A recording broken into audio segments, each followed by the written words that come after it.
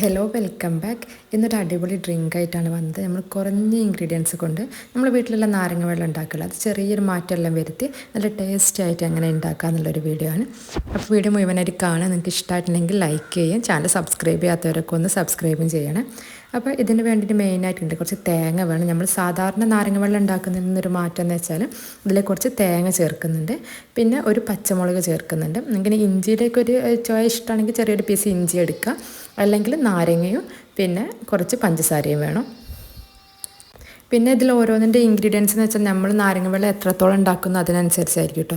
ഇതിപ്പോൾ ഒരു നാല് ഗ്ലാസ്, നമുക്ക് നാല് വലിയ ഗ്ലാസ്സിൽ നമ്മൾ ജ്യൂസിനൊക്കെ എടുക്കുന്നത്, അങ്ങനത്തെ ഒരു 4 ഗ്ലാസ്സിനേക്കുള്ളൊരു വെള്ളമുണ്ട്. അപ്പോൾ അതിന് വേണ്ടിയിട്ട് ഞാൻ ഒരു അരക്കപ്പിൻ്റെ എടുത്തിട്ട് തേങ്ങ എടുത്തിട്ടുണ്ട്, പിന്നെ 2 ചെറുനാരങ്ങ. ഇപ്പോൾ വലിയ ചെറുനാരങ്ങയൊക്കെ ആണെങ്കിൽ ഒരു നാരങ്ങ മതി, അല്ലെങ്കിൽ ഒരു 2 ചെറുനാരങ്ങ എടുക്കുക. പിന്നെ ഒരു പച്ചമുളക് എരിവുള്ളൊക്കെ ആണെങ്കിൽ ഒരു പീസ് മതി കേട്ടോ. പിന്നെ ഇഞ്ചി ഇഷ്ടമാണെങ്കിൽ ഇഞ്ചിയും എടുക്കുക.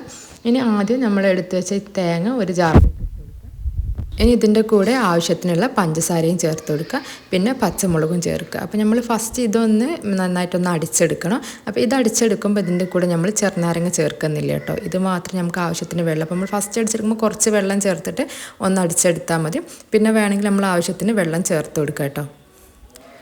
അപ്പോൾ ഇത് അടിച്ചെടുത്തിട്ടുണ്ട്. അപ്പോൾ ഇത് നന്നായിട്ട് അടിച്ചിട്ടില്ല, കുറച്ച് നന്നായി അടിച്ചിട്ടുണ്ട്. അതിന് ശേഷം ഞാൻ ഇതിലേക്ക് ചെറുനാരങ്ങ ഇട്ട് കൊടുത്തിട്ടുണ്ട്.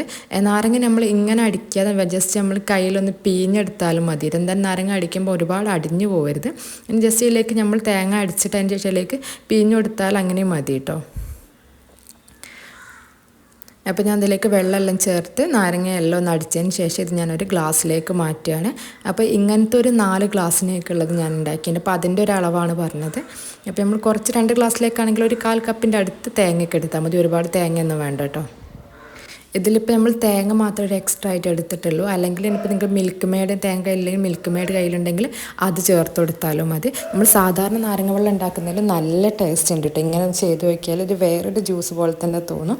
പിന്നെ ഇതിലേക്ക് നമ്മൾ ആവശ്യത്തിന് ഐസ് ക്യൂബ് ഇട്ട് കൊടുത്തിട്ടുണ്ട്. അപ്പോൾ എല്ലാവരും ട്രൈ ചെയ്യുക. നിങ്ങൾ ട്രൈ ചെയ്യലൊക്കെ ഒന്ന് അഭിപ്രായം ഒന്ന് കമൻറ്റും ചെയ്യണേ.